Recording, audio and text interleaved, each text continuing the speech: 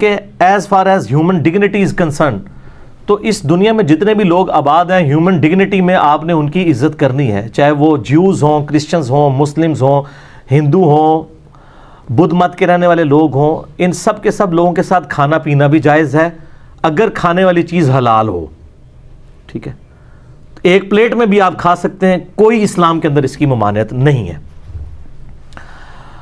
اب رہا یہ ان کی مذہبی ایکٹیویٹیز کا تعلق، تو چونکہ یہ زیادہ تر مذہبی ایکٹیویٹیز شرک کے اوپر مبنی ہیں، شرک کے ساتھ اسلام کو آپ کو پتہ ہے ایک خاص مزاج ہے، شرک is the most sensitive issue in the sight of Allah. قرآن حکیم میں کم از کم 2 دفعہ یہ آیت ریپیٹ ہوئی ہے، سورہ النساء کے اندر 116 اور 48 نمبر، ان اللہ لا یغفر ان یشرک بہ ویغفر ما دون ذلک لمن یشاء، بے شک اللہ اس گناہ کو تو معاف نہیں کرے گا کہ کوئی اللہ کے ساتھ کسی قسم کا شرک کرے، اس کے علاوہ ہر گناہ معاف کر دے گا۔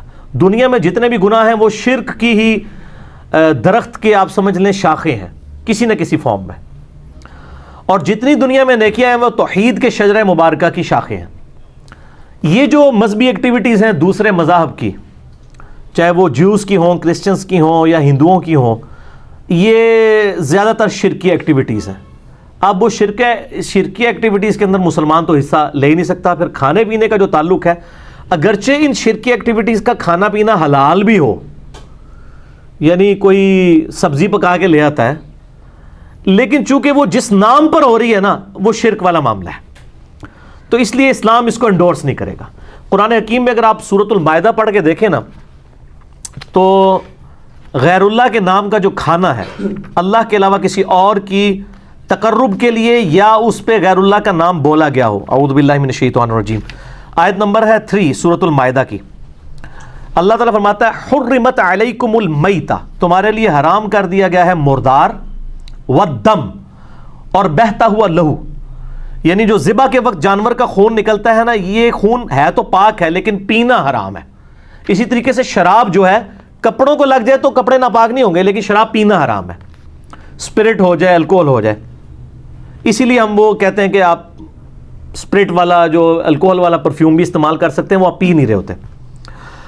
وَلَحْمُ الْخِنزِيرِ، اور خنزیر یعنی سور کا گوشت، پگ کا گوشت، یہ اصل میں ایک ایشو ہے کہ یہ ایسا جانور ہے جو سبزی خور بھی ہے، گوشت خور بھی ہے۔ ویسے سارے سبزی خور جانور جو ہیں، جو بہیمۃ الانعام ہیں، وہ حلال ہیں، لیکن اس کے بارے میں جب پوچھا گیا کہا گیا نہیں یہ حرام ہے۔ 3 چیزیں ہو گئیں، مردار اور لہو بہتا ہوا اور خنزیر کا گوشت، وما اہل لغیر اللہ بہ، اور جس کے اوپر ذبح کے وقت غیر اللہ کا نام لیا جائے، غیر اللہ کے تقرب کے لیے ہو۔ اور یہی پھر آیت آگے چلتی ہے، اس میں ایک الفاظ یہ بھی ہیں وما ذبح علی النصب، اور جو بتوں کے تھانوں کے اوپر ذبح کیے جاتے ہیں جانور، یعنی ان تھانوں پر غیر اللہ کے تقرب کے لیے جانور ذبح ہو رہے ہیں، وہ بھی حرام ہوں گے، چاہے اللہ کا نام بھی ان پر لیا گیا ہو، صحیح، تب بھی وہ حرام ہوں گے، کیونکہ تقرب جو ہے وہ غیر اللہ کے لیے ہے۔ صرف یہ نہیں ہے کہ ایک بندہ بسم اللہ اللہ اکبر پڑھ کے تو کسی بت کے سامنے ذبح کر دے تو وہ بھی حرام ہو جائے گا، تقرب اس بت کا ہو گیا، اگرچہ اللہ کا نام لیا ہوا ہے تب بھی تقرب والا معاملہ بھی سینسٹیو ہے۔ تو اسی طریقے سے اس طرح کی ایکٹیویٹیز کے جو کھانے پینے ہیں وہ اسلام میں حرام ہے۔ صحیح مسلم کے اندر حدیث موجود ہے، سیدنا علی رضی اللہ تعالیٰ عنہ سے کسی نے آ کے پوچھا کہ آپ نبی علیہ السلام کے اتنے قریبی ہیں، کیا آپ کو نبی صلی اللہ علیہ وآلہ وسلم نے کچھ خاص باتیں ایسی سکھائی ہیں جو باقی امت کو نہ بتائی ہوں؟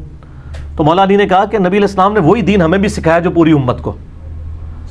ہاں، جو فہم قرآن ہے وہ تو ظاہر ہے ہر مسلمان کا ایک حصہ ہے، اور پھر فرمایا اپنے تلوار کی نیام میں سے ایک صحیفہ نکالا اور کہا یہ نبی علیہ السلام نے ایک خاص صحیفہ ہمیں دیا ہے جس میں قیدیوں کے احکام لکھے ہوئے تھے، اگر کوئی مسلمان کو قتل کر دے اس کی کیا سزا ہے۔ ظاہر ہے نبی علیہ السلام کے بہاف پہ جنگ جمل صفین نہروان لڑنی تھی مولا علی نے، تو حضور نے ان کو بتا دیا کہ ان کے قیدیوں کے ساتھ تم نے کیا سلوک کرنا ہے۔ اور اس میں یہ عبارت بھی لکھی ہوئی تھی جو مدینے میں بدعت کو جاری کرے اس پہ اللہ کی لعنت، اللہ کے فرشتوں کی لعنت اور تمام لعنت کرنے والوں کی لعنت۔ یہ حدیث بخاری میں بھی ہے، لیکن مسلم والے طریق میں ایک اضافی ورڈ بھی ہے، وہ الفاظ یہ ہیں کہ جو غیر اللہ کے لیے ذبح کرے اس پہ اللہ کی لعنت۔ تو یہ جو ایکٹیویٹیز ہو رہی ہوتی ہیں، اب کرسمس کے اوپر ان کا عقیدہ ہے خدا نے بیٹا جنا، ہمارے نزدیک یہ شرک ہے. اب اس کے اوپر جو کھانا آئے گا وہ حلال بھی آ رہا ہوگا تو تقرب کسی اور کا ہوگا، اس لیے اس سے بچنا ہوگا. اور آپ لوگوں کو ایجوکیٹ کریں، ان سے نفرت نہ کریں، ان کو بتائیں کہ بھئی ہم گاڈ اورینٹڈ ہیں، آپ کی کتابوں میں بھی شرک حرام ہے، ہم ان ایکٹیویٹیز کو اس لیے سپورٹ نہیں کرتے کہ اس میں شرک ہے. اگر آپ شرک چھوڑ دیں اور شرک کے بغیر آپ کرسمس کے بارے میں کوئی صحیح عقیدہ رکھ لیں، حضرت عیسیٰ علیہ السلام کی پیدائش کے دن کو ایک انسان کی پیدائش کا دن سمجھیں، تو اس پہ آپ ہمیں کوئی لنگر بھی لا کے دے دیں اللہ کے نام کا، ہم کھا لیں گے، کوئی مسئلہ نہیں ہے، ہمیں کوئی چڑ نہیں ہے. ہندوؤں میں بھی اگر آپ دیکھیں جو آریہ سماج کے لوگ ہیں، یعنی وہ تو بالکل یعنی اورینٹڈ ون گاڈ کے گرد ہیں، وہ تو یعنی ان کی کتابوں میں بھی خدا کا سٹیچو بنانا، بت بنانا، تصویر بنانا حرام ہے. اور ڈاکٹر ذاکر نائک نے پوری ویڈیو ریکارڈ کرائی ہے نا، سملیرٹیز بٹوین ہندوازم اینڈ اسلام، اردو میں بھی ہے اور انگلش میں بھی. آپ دیکھیں کہ ان کی کتابوں میں کس طرح کی توحید موجود ہے. تو ہندوؤں نے اگر اپنی توحید چھوڑ دی اور شرک اڈاپٹ کر لیے تو ان کو بتایا جائے بھی آپ کی کتابوں میں تو یہ توحید لکھی ہے، ہم تو آپ کی کتابوں کی توحید کی وجہ سے آپ کے اس کھانے سے اوائڈ کر رہے ہیں. یہ جواب دیں، قرآن سے بعد میں دیں، تعالوا الی کلمۃ سواء بیننا وبینکم، آؤ اس بات پہ اکٹھے ہو جائیں جو تم میں اور ہم میں کامن ہے. سورہ آل عمران آیت نمبر 64. تو ہندوؤں کو ان کی کتابوں کا ریفرنس دیں، عیسائیوں کو ان کی کتابوں کا. ایک اور لیکچر دیا ڈاکٹر ذاکر نائک نے، سملیرٹیز بٹوین کرسچینٹی اینڈ اسلام، اردو میں بھی ہے انگلش میں بھی. اس میں انہوں نے بتایا کہ اس میں بھی سور کا گوشت حرام ہے، شراب حرام ہے، یہ چیزیں ان کو بتائیں. تو انشاءاللہ تعالی لوگ حق بات قبول کریں گے. آپ بتانے کا سٹائل آپ کا ٹھیک ہونا چاہیے. اور یہ جو میں نے دعویٰ کیا نا کہ اگر اللہ کے نام کی بھی آپ ذبح کریں گے، یہ لفظ ذبح ہوتا ہے زبر کے ساتھ، ویسے ہم ذبح بھی اردو میں چل جاتا ہے، چونکہ مولوی غلطیاں نکالتے ہیں اس لیے میں زبر زیر کا بھی بتاتا ہوں. آپ اللہ کے نام کا بھی اگر ذبح کریں گے کسی تھام کے اوپر جا کے تب بھی حرام ہوگا. کسی مزار کے اوپر جا کے، چاہے وہ بابا گرو نانک کا مزار ہو یا کسی مسلمان کا مزار ہو، وہ حرام ہو جائے گا، کیونکہ یہ نبی علیہ السلام کی مخالفت میں ہے. صحیح مسلم میں حدیث ہے، میں تمہیں منع کرتا ہوں قبروں پر عمارتیں بنانے سے، قبروں کو پکا کرنے پہ اور ان پہ بیٹھنے سے. لائیو بیٹھنا بھی حرام ہے، مجاور بن کے بھی بیٹھنا. جو نبی علیہ السلام کی مخالفت پہ چیزیں بنی ہیں ان تھانوں کے اوپر، چاہے وہ ہندوؤں کے ہوں، سکھوں کے ہوں یا مسلمانوں کے ہوں، وہاں پہ اللہ کے نام کا ذبیحہ بھی حرام ہوگا کھانا. اس کے ثبوت میں سنن ابی داؤد کے اندر ایک حدیث موجود ہے. ایک صحابی نے منت مانی کہ میں مقام بوانا پر جا کر اونٹ قربان کروں گا.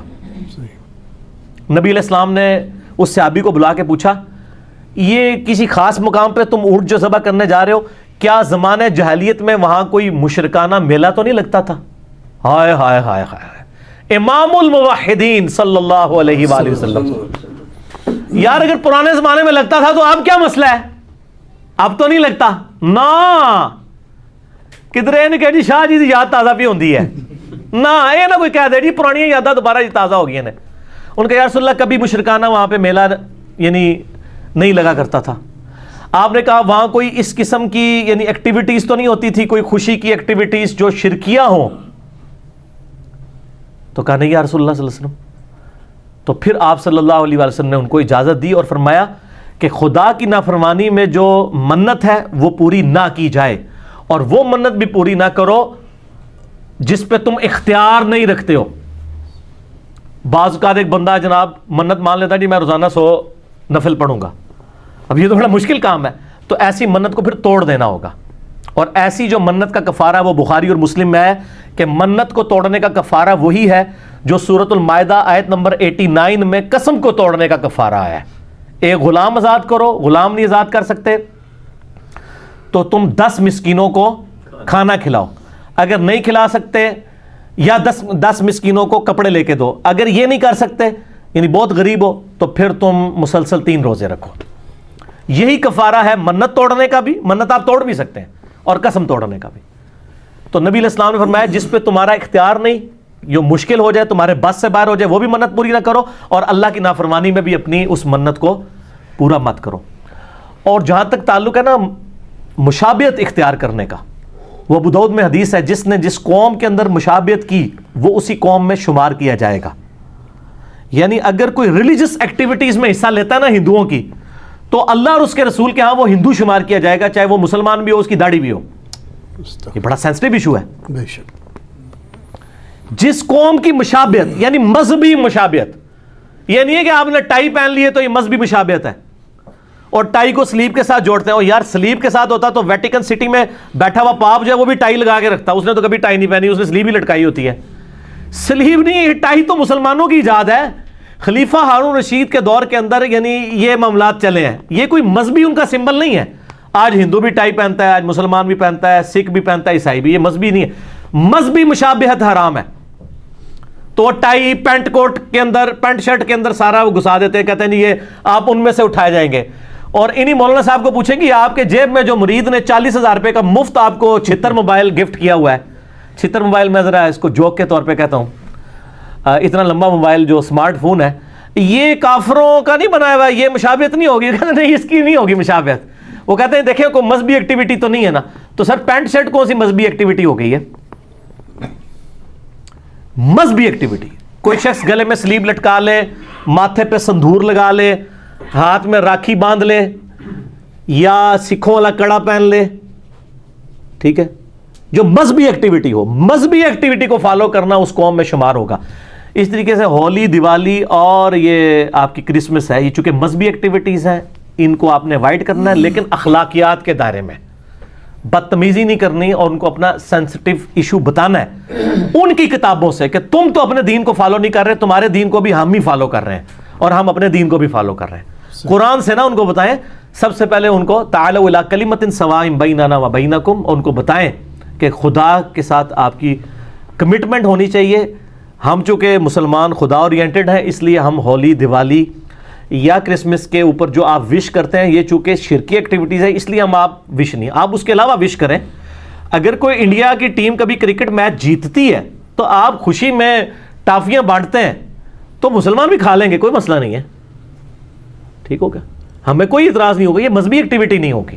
ونس جب آپ مذہبی ایکٹیویٹی کریں گے, کفار کے ساتھ مشابہت ہوگی, وہ بڑا پھر سینسٹیو ایشو ہو جائے گا. اس لیے اس کو آپ نے اوائڈ کرنا ہے. اس کو اوائڈ کرنے کا طریقہ بھی میں نے بتا دیا, خالی میں لاہور دا راہ نہیں دسیا, لاہور جانے کا کرایہ بھی دے دیا, صرف راستہ نہیں بتایا آپ کو کہ اس طریقے سے اس ایشو کو غیر مسلم ملکوں میں رہنے والے لوگ ٹیکل کریں. ہندو کوئی کہ ان کو کہ آپ کی کتابوں میں شرک غلط لکھا ہوا ہے, غیر اللہ کے نام کی نیاز نہیں ہو سکتی.